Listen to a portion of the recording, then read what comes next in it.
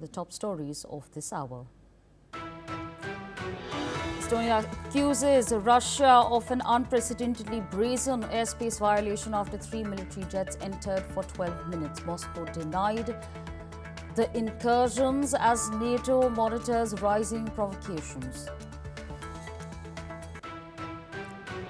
Poland says its fighter jets and allied aircrafts were scrambled after Russian strikes near the Ukrainian border. Once again, Warsaw confirms air defenses and radar systems are at high alert to protect NATO airspace.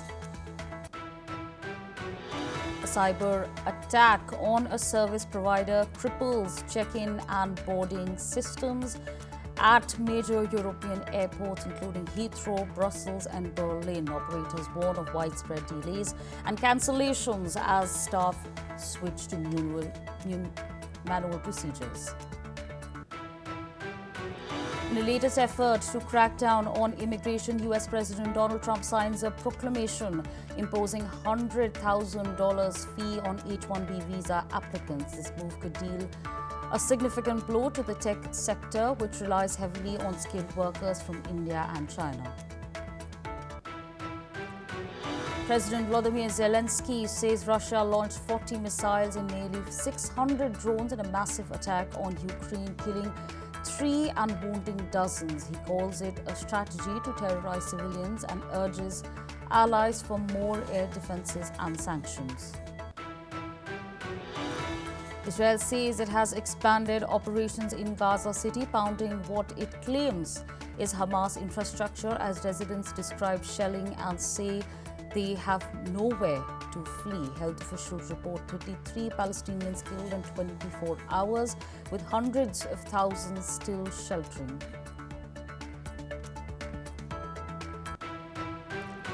President Donald Trump says he and Xi Jinping made progress on a TikTok deal during their first call in 3 months, with a face-to-face meeting planned in South Korea. Both leaders also discussed trade, drug trafficking and the war in Ukraine. President Donald Trump confirms the U.S. has struck another vessel allegedly carrying drugs, the third such attack in recent weeks. The strike comes amid a major military buildup in the Caribbean, with F-35 jets deployed to Puerto Rico.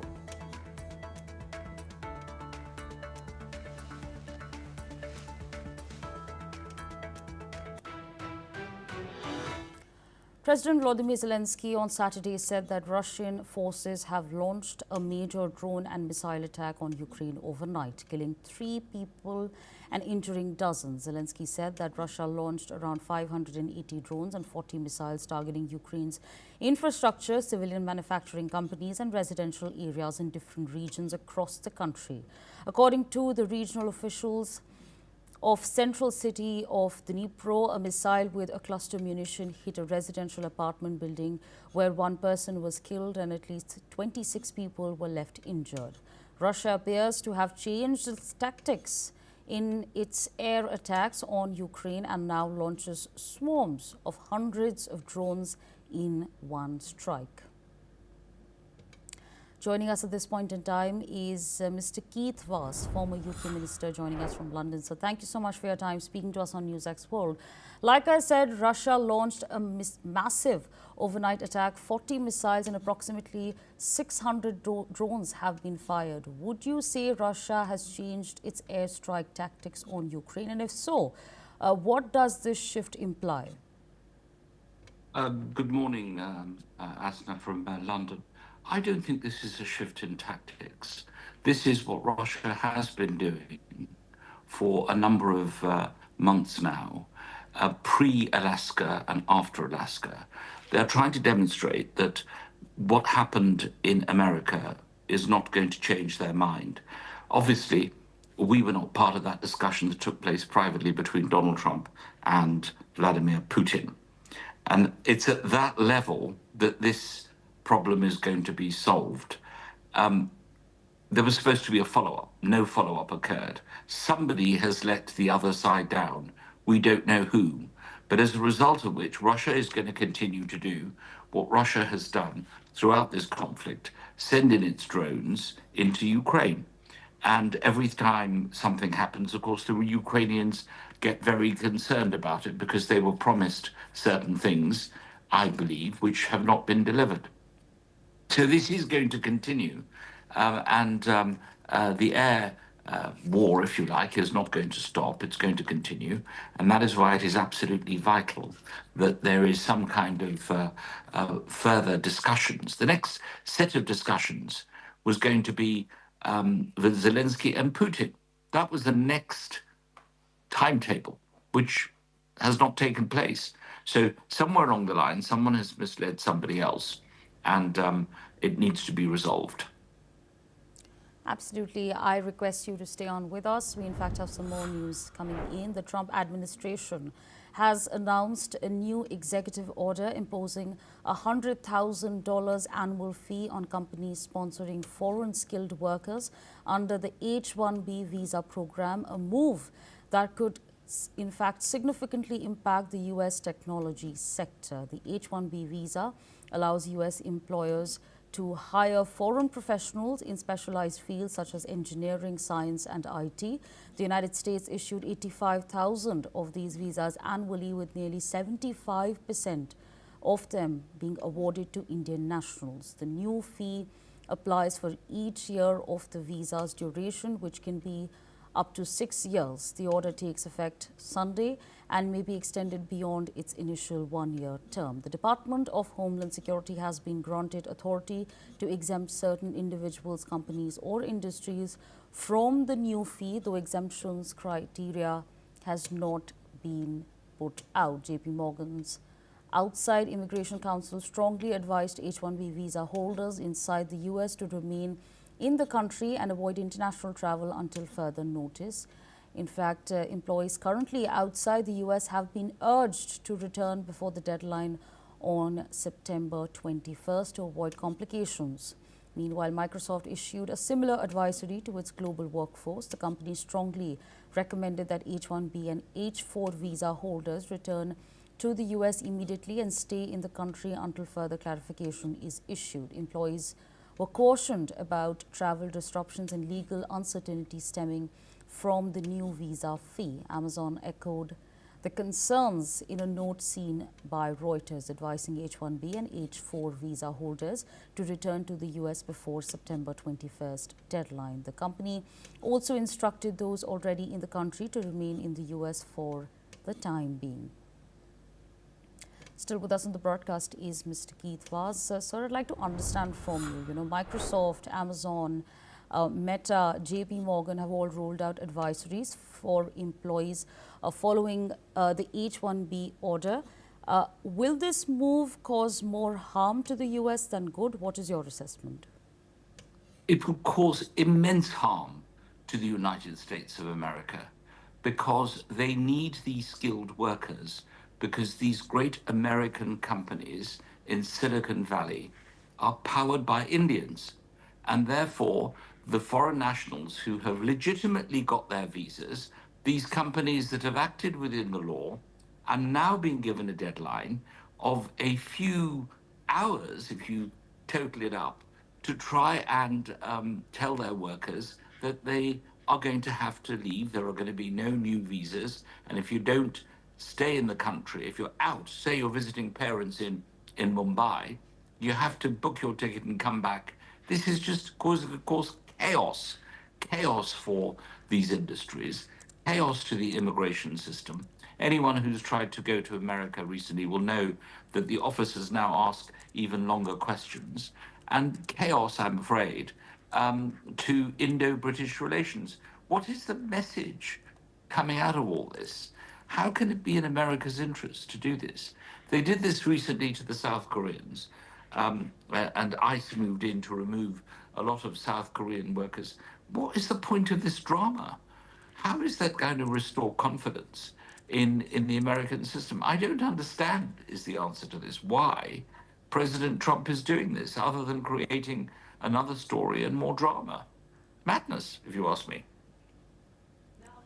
Right, absolutely. I request you to stay on with us. We, in fact, have some more news coming in. Estonia has called for a strong response after 3 Russian military jets violated NATO member Estonia's airspace for 12 minutes. It was an unprecedentedly brazen incursion, as per the Estonian government. With tensions already high because of the war in Ukraine, the incursions came just over a week after more than 20 Russian drones entered Polish airspace on the night of September 9th, 10th. That prompted NATO jets to down some of them, and Western officials to say Russia was testing the alliance's readiness and resolve.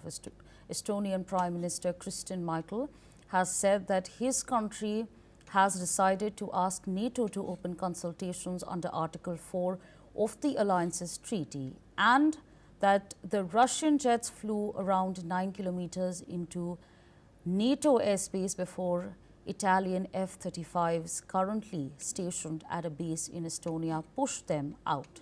In fact, we're also learning at this point in time that Emmanuel Macron has condemned the incursions and called it a provocation for Russia. Meanwhile, UK Defence Minister John Healey has called Russia's actions reckless and dangerous and stated that the incursion only strengthens NATO's resolve to stand with Ukraine. Mr. Keith Vaz, I'd like to understand from you, what does Estonia's formal request for an open consultation under NATO's Article 4 mean for the conflict? Well, it's the formal way in which NATO countries ask other countries to move in and support them in case of an incursion by a third party, in other words, someone who is not a member of NATO. They can ask, but to be perfectly frank, this is not going to happen, because as we saw recently, when there was a threat to Poland, even though nobody actually knows where these drones came from, some suggest these could have been Ukrainian drones, this was turned down because obviously it was decided this was not an incursion. So I don't know whether it's the Russians doing this deliberately, or they don't have control of their zone as drones, or they're just doing it to tease NATO, but it's having the desired effect. Estonia, as we know, is one of the Baltic countries right in the far northern part of the EU. They share a border with the old Soviet Union, currently Russia, and its constituent states, and as a result of it, which they are the closest. Poland, Estonia, even Romania, all these countries on the eastern part, who used to be members of the Warsaw Pact, incidentally, are all closest to what is happening in Russia. So it will not, NATO will not take action because there's a big process involved. You've got to get all the defense ministers together and all this kind of drama before anything is going to happen that's going to worry people as being an escalation in the current crisis. Right, absolutely. Now, of course, we've seen what happened in Poland. We've now, of course, spoken about Estonia. How exactly do you view the developments that have taken place over the past 1 week, the 2 airspace violations that we are talking about? We don't know who was responsible for the Polish incursion. We know the incursion took place, but nobody has held up their hands and said, actually, we're responsible for this. I think if the Russians mean to harm Estonia, they will tell everybody. They won't just do it in a way that it's going to be quiet. It doesn't sound like Putin's style. Putin's style is to be very upfront and tell people very clearly what they're doing. So I'm not sure we have definitive evidence as to who is responsible. And that's presumably what Secretary General Rutte is waiting for, that clear evidence as to what's happening. Don't forget, NATO doesn't have its own independent forces. There's no NATO army. These are the armies and the air forces of existing NATO members uniting together. And the ones that are the biggest are, of course, the nuclear powers, Britain and France, also Germany, even though it's not a nuclear power. It's shown itself to be much more interested in defense issues. I can't see the Americans wanting to spend any money. With President Trump, if you use one of his aircraft, apart from if he uses it, of course, you have to pay So the NATO countries in Europe will have to pay for all this. So the bottom of all this is who is going to pay if indeed everyone starts taking action against the Russians. But this is too low level. It's low-hanging fruit. There's no indication anyone has been injured or killed as a result of this. This seems to be just the Russians behaving in a way to cause drama and crisis in NATO. And it seems to have its effect. If one drone flies over, everyone goes into a great drama about this. Actually, Europe has 500 million people.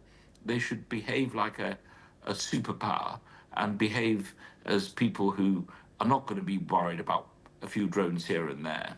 They need to be much more confident, stronger, and not kind of run around and get worried. Estonia is a member of NATO. It's a member of the EU. It's therefore going to be protected. So they have nothing to worry about. All right. So with that, I'd like to thank you for joining us on NewsX World, sharing your insightful perspectives. With us, meanwhile, we leave it there and shift our focus to some other news that we are tracking. Well, some residents in Shanghai have expressed pessimism about the future of US-China relations despite a recent phone call between US President Donald Trump and Chinese President Xi Jinping.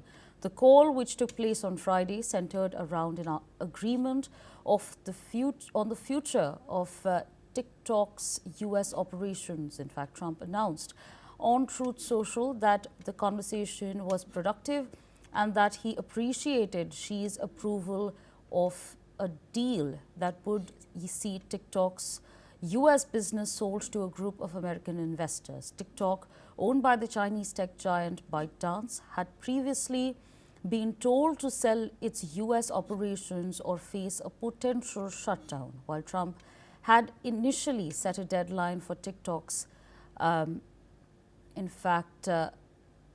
fact set a deadline over there, but he's delayed the ban multiple times since it was first postponed and proposed, in fact, in January. Earlier this week, he pushed the deadline to December. For many in Shanghai, the latest development offers little hope of a breakthrough in improving US-China relations. Let's in fact listen in.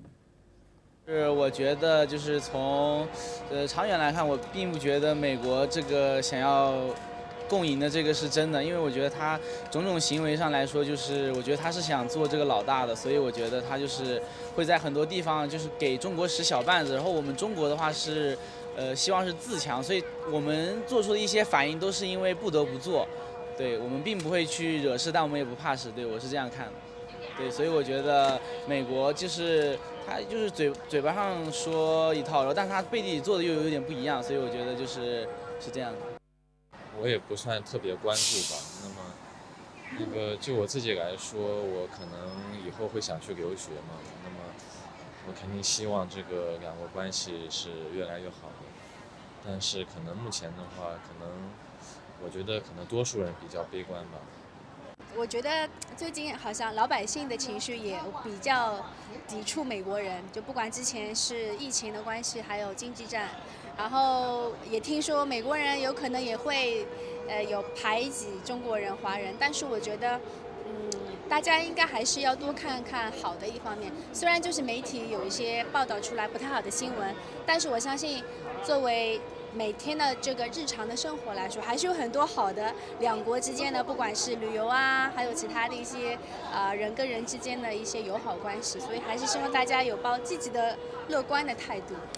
All right, we leave it there and shift our focus to some other developments that we are tracking. The Australian government on Saturday said that telco firms Optus let Australians down after 3 people died during a network outage that prevented calls to emergency services. The outage impacted 600 people across South Australia, Western Australia and the Northern Territory shortly after midnight on Thursday evening for 13 hours. Communications Minister Anika Wells said on Saturday that the telco company had let Americans, in fact Australians, down when they needed them the most. Optus and all telecommunications caution providers have obligations under Australian law to ensure that they enable emergency services calls.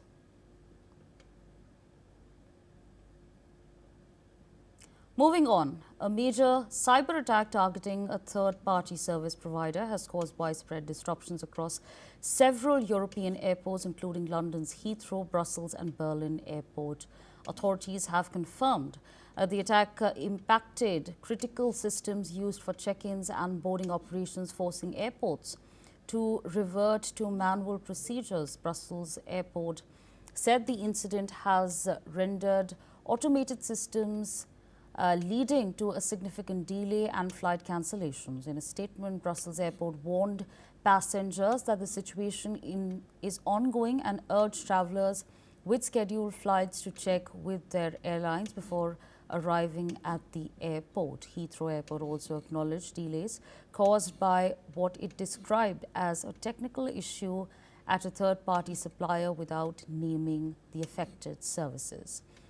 Berlin's airport posted a banner on its website citing longer waiting times at check-ins, also attributing the cause to a system-wide issue affecting multiple European hubs. Meanwhile, Frankfurt Airport confirmed it was not affected by the cyber attack.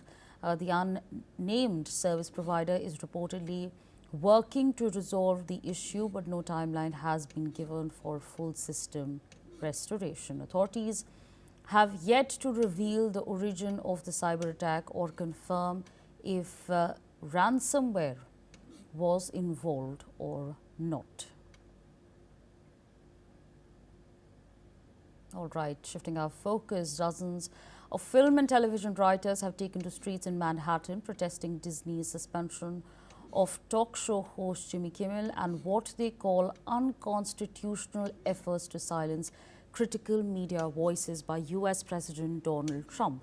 After the suspension, there are several reports that suggest Jimmy Kimmel and Disney are now working together, reaching a compromise that would allow to return to ABC. The host has made no public comments since the show was abruptly pulled from its regular slot on September 17th, with Disney saying only the program would be off its schedule indefinitely. This came after one of the biggest owners of TV stations in the US, Nexstar, said it intended to preempt airings of the program following remarks the host made in relation to Trump and the slaying of conservative activist Charlie Kirk.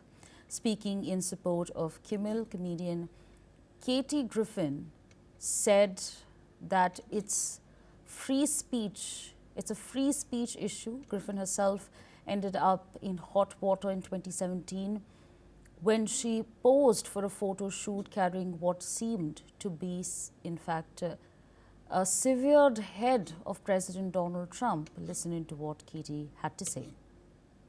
Jimmy pushes boundaries.